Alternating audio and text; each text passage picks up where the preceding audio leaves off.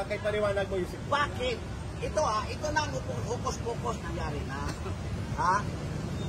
Nagprinta sila ng baluta. Authentic, genuine, at tradable sa ECN, Electronic 6 million ballots. Iwan ko lang kung 6 million baka mas malaki. Mas malaki pa yan. 6 million lang ang report. Pero alam ko, kasi bakit alam ko? Ako po ay nagiging executive officer ng Foundation for Clean Elections. Tumulong po ako noong araw, noong may dinadayak sa dagdag bawas. Kami po ang nag-research kung paano ginagawa. Oo, kaya nga alam ko ang mga kalukuhan dyan sa Kumilig. Ngayon, umaandar na naman.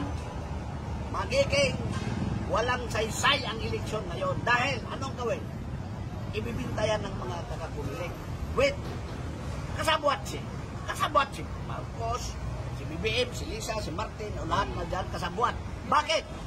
Dahil gustong ipapanalo ni BBM ang kanyang 12 na mga senatorial candidates. 12-0. Pati mga congressman nila. At yan sila magbabayad din. Kasi pagdating sa sa counting, ang i-dismiss yun ang kasi pipilapan na nila yun. Nagdagang kayo, Yusek Ben, halimbawa, ang inaamin ng COMELEC na nang lumabas ang unang desisyon ng Korte Suprema na may mga kulang na kandidato na dapat ihabol, pinatigil nila ang early printing. Ilan ang balota na inamin ng COMELEC? 6 million ballots. Ang 6 million ballots nagkakalaga ng 22 pesos per ballot.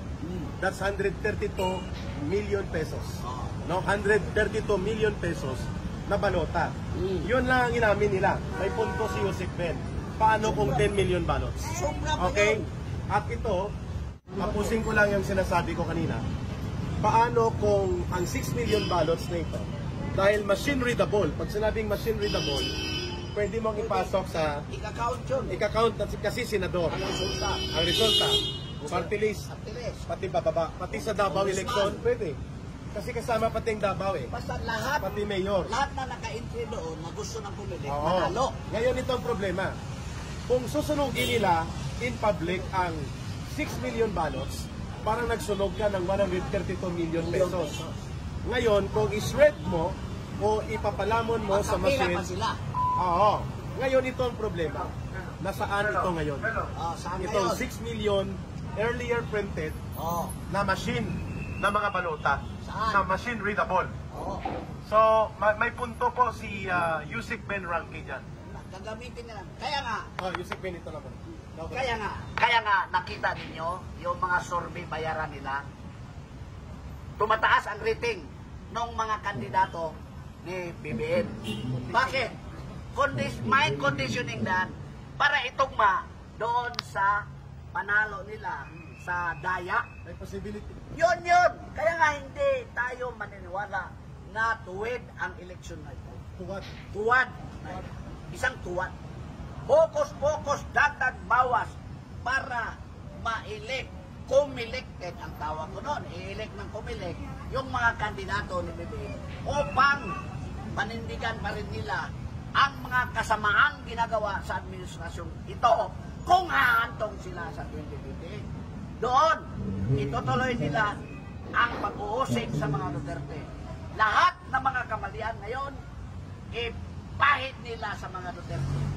Pag may isyo, malaki, laban sa kanila, EJK Duterte, FSBP Sara. Mga Pilipino, nabodol na tayo nung pinili natin at binoto ang bangag na presidente na yan.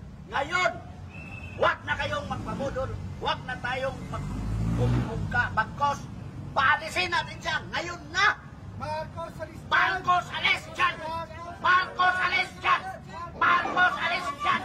Marcos alis dyan! Marcos alis dyan! Ikaw ang salot sa bayan! Ikaw ang problema sa bayan! Umalis ka na! Dahil yan ang tadhana ng mga Marcos na magnanakaw, sinungaling, diktador. Yun ang mga Marcos. Huwag na ninyong piliin. Huwag na ninyong pilitin na magpabango pa kayo dahil hindi na yan ma-rewrite ang history. Marcos, alis dyan! Now na! Bakit tayo naririto bago magsimula ang rally nila sa kabila? Sapagkat mahalaga po na may palaganap sa buong daigdig at sa buong bansa na ang may pananagutan sa paglala at pagluba ng korupsyon, pangdarambong at pagnanakaw sa kaban ng bayan, at ang may pananagutan sa panunumbalik ng korupsyon, droga at kriminalidad ay si Bongbong Marcos, hindi si Sara Duterte. Ang may pananagutan kung bakit naging sindikato at pokus-pokus ang budget 2025 at pwedeng hindi na ito gamitin at ideklara ng Supreme Court na unconstitutional, ang may pananagutan si Marcos. Eh bakit hindi siya pinapanawagan na lumaya sa poder at patalsikin sa kanyang pagiging Pangulo sa inutil at walang saysay ang gobyernong kanyang pinamumunuan? Sino ba ang kumuha ng PhilHealth 60 billion pesos? Hindi ba sila, nila Marcos at sila Rap Recto? At pinigilan ng Korte Suprema na magkaroon ng temporary restraining order at injunction, kaya hindi nila nakuha ang 26 or 29 billion na naiwan sa PhilHealth. Hindi ba yan ay pananagutan ng Pangulo ng Bansa?